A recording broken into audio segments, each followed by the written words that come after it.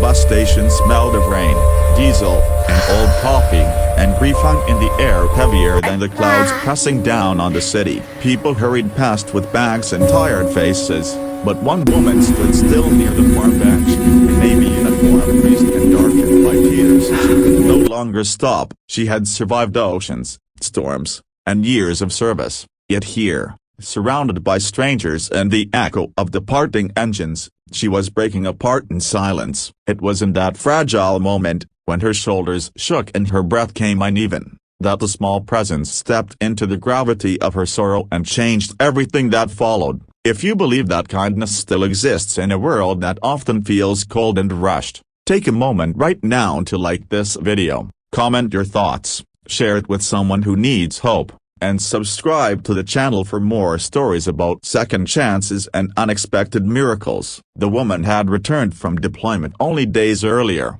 her sea bag still smelling of salt and steel, her heart still beating to the rhythm of alarms and orders. She had worn the uniform proudly for over a decade, carrying the weight of responsibility with discipline and quiet resolve. But no training manual had prepared her for the message she received while crossing the ocean back home. The one that told her younger brother, the last of her immediate family, had been lost in a late-night accident. There had been no chance to say goodbye, no familiar face waiting at the terminal, no warm kitchen light to come home to. Instead, there was a folded bus schedule, a delayed connection to a town she barely remembered, and a grief so sharp it felt like it might split her open in public. She sat on the bench with her bag at her feet, trying to steady herself, trying to breathe the way she had been taught, but the tears kept coming. They fell onto the concrete, unnoticed by the flow of commuters who had places to be and people to meet. The uniform that once made her feel strong now felt like armor that had finally cracked. She wondered, in a fleeting and dangerous thought, whether all the years of service had cost her more than they had given back. That was when she noticed the small pair of shoes in front of her, scuffed pink sneakers planted firmly as if guarding the ground. She looked up through blurred vision and saw a little girl standing there, no more than 6 years old, clutching a stuffed rabbit missing one ear. The child's hair was tied into uneven ponytails, her jacket zipped crookedly, her eyes wide with concern rather than fear. The girl did not stare or point or ask questions the way adults often did when confronted with pain. She simply stood close enough that the woman could feel warmth radiating through the cold air. Behind the child was a man, tall and broad-shouldered, wearing a worn jacket and holding a paper cup of coffee. His face carried the quiet exhaustion of someone who worked too much and slept too little, the kind of exhaustion that comes from responsibility rather than ambition. He noticed his daughter had wandered off and started to call her back,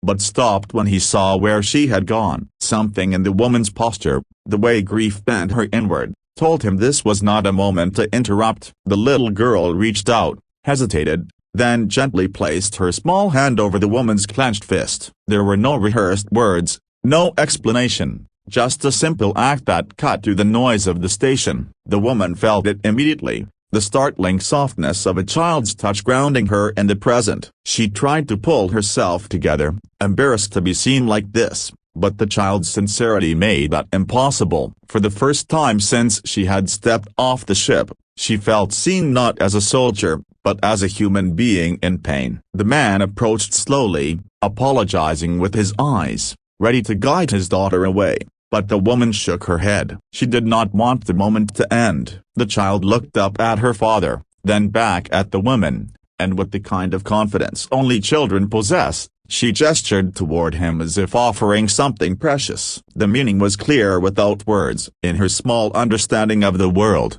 comfort came from having someone strong nearby, someone safe. If this woman was hurting, then surely she could borrow that safety for a moment. Something inside the woman broke open then, but it was not the painful kind of breaking she had felt all day. It was the release that comes when sorrow finally finds a place to rest. She let out a shaky breath and nodded, allowing herself to lean slightly toward the stranger, toward the offered presence. The man sat down beside her, not touching, not intruding, simply there. His daughter climbed onto his knee, her hand never leaving the woman's, as if anchoring them all together. Time slowed in that small circle. The roar of buses faded into a distant hum. The woman found herself focusing on ordinary details she had missed for weeks. The child's uneven braids, the faint smell of coffee, the warmth of another person close enough to share the bench. Her breathing steadied. The tears did not stop entirely, but they softened,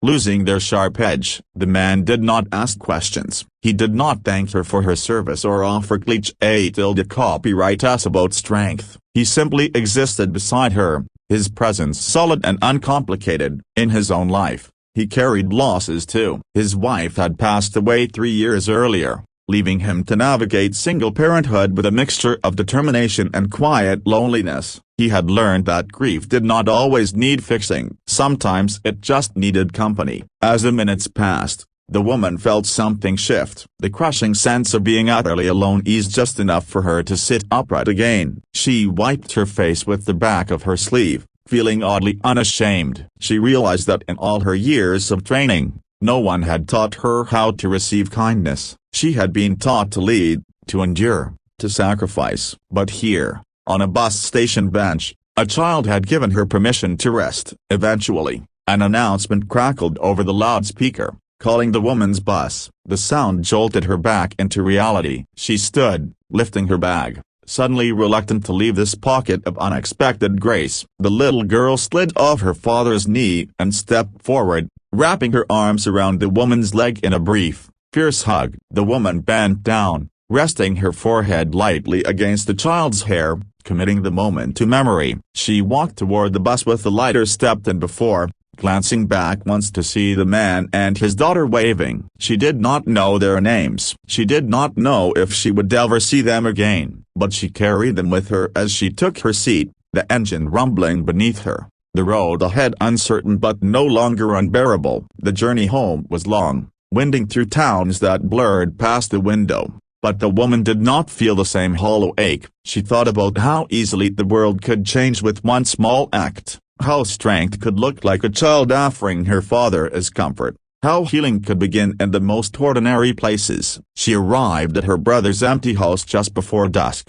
unlocked the door, and let herself grieve fully, but this time with the knowledge that kindness still waited out there, unexpected and real. Weeks later, life began to settle into a new rhythm. The woman extended her leave, taking time to sort through memories, to honor her brother's life, to decide what came next. She found herself volunteering at a local community center, helping other families connected to the military, drawn by a desire to pass forward what she had been given. She did not talk much about the bus station, but she carried it with her, a quiet compass pointing her back to compassion whenever the weight grew heavy. Across town, the man and his daughter continued their routines, unaware of the ripple they had sent out into the world. The girl sometimes asked about the woman in the uniform, wondering if she had made it home safely. The man would smile and say he hoped so, never quite grasping the depth of what that brief encounter had meant. Months later,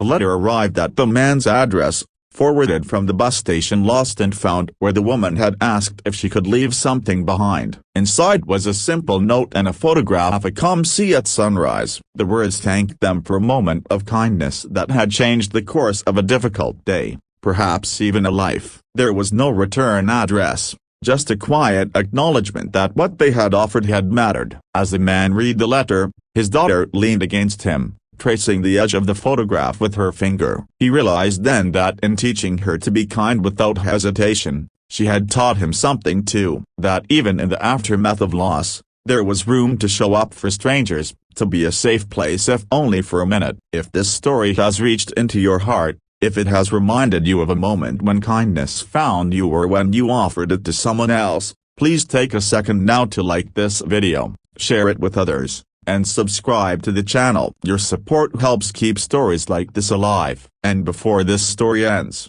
we ask you for one more thing. Please leave a comment below telling us what this moment meant to you, or share a time when a stranger's kindness changed your day. Your words might be the comfort someone else is waiting for. The world does not always change with grand gestures or heroic acts. Sometimes it changes in a bus station, on a worn bench, through the simple courage of a child who believes that no one should cry alone. And sometimes, Borrowing a little strength from a stranger is enough to remind us that we are still connected, still capable of healing, and still surrounded by hope, even when we least expect it.